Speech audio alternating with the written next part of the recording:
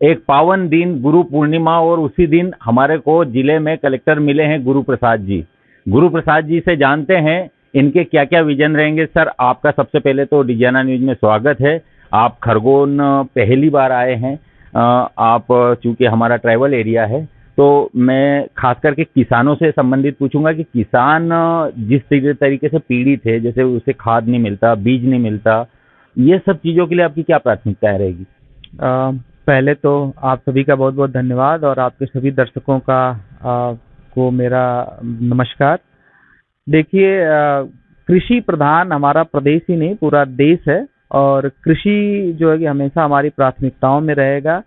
खाद की बात हो, बीज की बात हो, या पीएम किसान और सीएम किसान की राशि की बात हो, वो सभी हमारी प्राथमिकताओं में रहेंगे। और नामांतरण, बंटवारा, सीमांकन, ये सभी मुद्दे कहीं न कहीं किसानों से जुड़े हैं।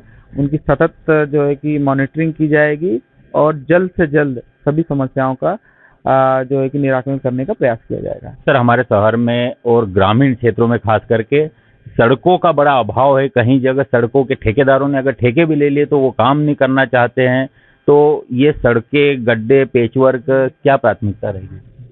देखिए, बिल्कुल जैसा मेरी समझ है, पीएमजीएसवाई की जितनी सड़कें हैं उनके लिए कहीं न कहीं मेंटेनेंस का टेंडर हो रखा होता है। तो जैसा आपने मेरे संज्ञान में लाया, तो पहले मैं स्टडी करूंगा कौन सी सड़कें हैं जिस पे आप पैच वर्क की बात कर रहे हैं और किस विभाग के अंतर्गत आती हैं, और उसके अनुसार जो उस विभाग से कोऑर्डिनेट करके बिल्कुल उसमें जल्दी से जल्दी कार्य पूर्ण कराया जाएगा। सर, एक महत्वपूर्ण विषय है, क्योंकि हमारा पिछड़ा जिला माना जाता है।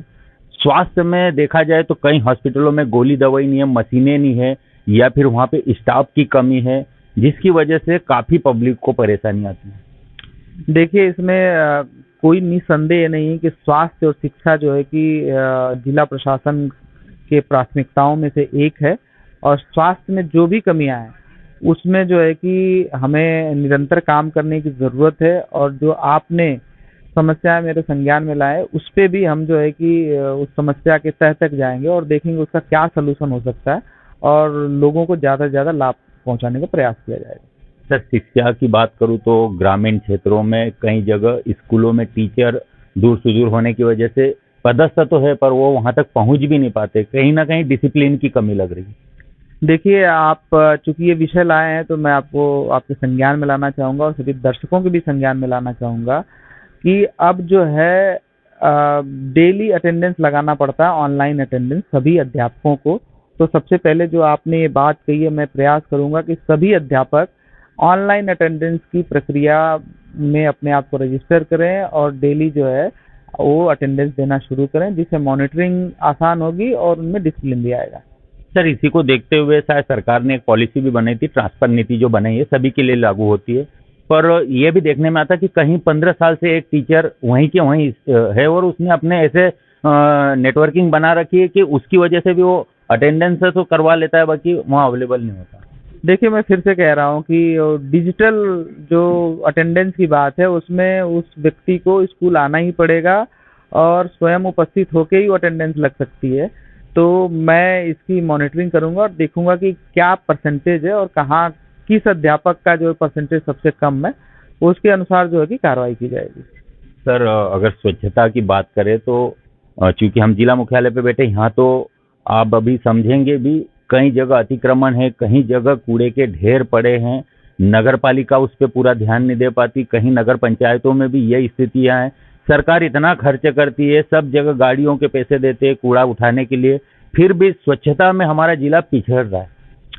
बिल्कुल, आपको पता है कि इंदौर ने स्वच्छता में पूरे भारतवर्ष में अपना नाम रोशन किया है, और जब इंदौर कर सकता है तो खरगोन भी कर सकता है। और मेरा पूरा प्रयास रहेगा कि खरगोन भी उन जिलों में आए। हमारी 9 नगर पालिकाएं हैं जहाँ तक मुझे बताया गया है, और ये नगर पालिकाएं भी जो है कि अग्रिम टॉप 5 टॉप 10 में जो है कि इनको लाने का प्रयास किया जाएगा। सर, मेरा एक आखिरी सवाल है, इन सबको देखते हुए जो सरकार की एक बहुत अच्छी पॉलिसी है, जो हर मंगलवार जन सुनवाई होती है, जन सुनवाई में हम अक्सर देखते हैं कि गरीब व्यक्ति समय निकाल के जैसे तैसे शहर में आके अपने कलेक्ट्रेट पहुंचता है उसके कागज तो रखे जाते, पर वही एक फिल्म का डायलॉग, तारीख पे तारीख मिलती, कोई सुनवाई नहीं होती। नहीं, बिल्कुल आप लोगों के माध्यम से मेरे संज्ञान में लाया गया है। जन सुनवाई को और जो है कि व्यवस्थित किया जाएगा और प्रयास किया जाएगा कि जन सुनवाई में उसी दिन सुबह अगर कोई आवेदन प्राप्त हो तो शाम तक उसका निराकरण किया जा सके। बहुत बहुत धन्यवाद। ये थे हमारे साथ गुरु प्रसाद जी। गुरु पूर्णिमा के दिन इन्हें भी बहुत बहुत बधाइयाँ। ईश्वर करे इन्हें इतनी शक्ति दे, जिले की कई गरीब पब्लिक की जो मांगे हैं वो पूरी करने में ये सहायक रहे। गुरु जी के यही आशीर्वाद हम सब पे बना रहे। देखते रहिए डिजाना न्यूज में श्याम कुशवाहा।